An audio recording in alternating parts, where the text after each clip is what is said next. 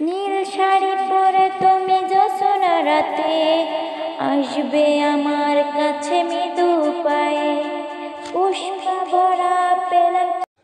পুষ্পা ভরা পেলাম চিঠি, তাতে করেছ আমায় অতিথি। আর শুভ হোক তোমার। জাংকুক স্যার, এভাবে কি দেখছেন আপনি? সামনে টাকা নীল পরিটাকে হালকা ধাক্কা দিয়ে বলল। জাংকুকের ধ্যান ভেঙে গেল। যাই হোক, কিছু কি বলছিলি? যাই হোক, হালকা মুচকি হেসে চলে গেল। যাই হোক, যাওয়ার পর থেকে মেয়েটি আর নেই, মানে এতক্ষণ ধরে যাকে দেখছিল। জাংকুক হলো শহরের টপ বিজনেসম্যান কিম নামজনের একমাত্র ছেলে। স্টাডির জন্য এতদিন বিদেশে থেকেছে, 1 সপ্তাহ হয়নি দেশে ফিরেছে। এর মধ্যে কিম নামজুন তাকে অফিসের কাজে ঢুকিয়ে দিয়েছে। অফিসের নতুন জয়েন করার জন্য কিম নামজুন ছোট একটি পার্টি রেখেছে। কিম নামজুন সবার সাথে জাংকুকের পরিচয় করিয়ে দিচ্ছে। হঠাৎ জাংকুকের চোখ দিয়ে আটকায় মেন ডোরের দিকে আসা এক নীল পরীর দিকে। নীল শাড়ি পরা, দুহাত ভর্তি কাচের চুড়ি, ঠোঁটে হালকা গোলাপি লিপস্টিক, চোখে গাঢ় কাজল, সাথে কোমর পর্যন্ত চুল ছাড়া। এ যেন এক পরী দাঁড়িয়ে আছে সামনে। জাংকুক মেয়েটির দিক থেকে চোখ সরাতে পারছে না। একে একে সবার সাথে পরিচয় হয়। জাংকুকের চোখ আটকে গেছে ওই মেয়েটার দিকে। যদিও একবার দেখার পর আর দেখা হয়নি, পার্টি হাউস তন্ন তন্ন করে খুঁজে, তবুও মেয়েটি দেখা মেলেনি। পার্টি প্রায় শেষের দিকে। জাংকুক এখনো মেয়েটিকে খুঁজে যাচ্ছে। পার্টি শেষ হয়ে গেল। ব্যর্থ হয়ে জাংকুক বাসায় ফিরল। কাল থেকে অফিসে জয়েন করবে, তাই বেশি রাত না জেগে ডিনার সেরে রুমে চলে গেল। জাংকুক মেয়েটির কথা ভাবতে ভাবতে ঘুমিয়ে পড়ল। সকালে জাংকুক ঘুম থেকে উঠে সোজা ওয়াশরুমে চলে যায়। ফ্রেশ হয়ে ড্রেসিং টেবিলের সামনে দাঁড়িয়ে রেডি হচ্ছিল, তখনই তার কাল রাতের পার্টির কথা মনে পড়ল। পার্টির কথা মনে করতে সে নীলপরীর কথা মনে পড়ল। জিন জাংকুককে ডাকছে, নিচে আসো, সবাই তোমার জন্য অপেক্ষা করে। নিচে এসে সবার সাথে ব্রেকফাস্ট করার পর জাংকুক কিম নামজনের সাথে অফিসে চলে যায়। যাওয়ার পরে সবাই ফুলের শুভেচ্ছা জানায় অফিসে। জাংকুক নিজের কেবিনে চলে যায়। জাংকুক স্যার, আসবো? পরে স্যার আপনাকে ডাকছে মিটিং রুমে। মিটিং রুমে আসার পর নামজুন জাংকুককে বলছে, তোমার জন্য একটি পিএ দরকার।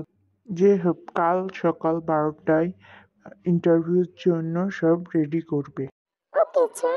জাংকুক অফিস থেকে তাড়াতাড়ি বাসায় আসে। জাংকুকের রুমে এসে ফ্রেশ হয়ে বারান্দায় যাওয়ার পরে দোলনায় বসতেই জাংকুকের চোখের সামনে সেই পরীটার মুখটা ভেসে ওঠে। কাজের চাপে মেয়েটির কথা মনেই ছিল না, কিন্তু মেয়েটির মধ্যে কিছু আছে। কে এই মেয়েটা? কেন যেন এর মুখটার মধ্যে কিছু আছে। কে এই মেয়েটা? আমার কেন যেন এর মুখটা খুব চেনা লাগে। আমাকে খুঁজে নিতে হবে। মেয়েটা কে? মামনি, আমার খিদে লেগেছে, আমাকে খেতে দাও। ইঞ্জিন বলল, সে কি আজ এই বেলায় চলে এলি? দূর, ক্লাস করতে ভালো লাগে না, আমি তাই চলে আসছি।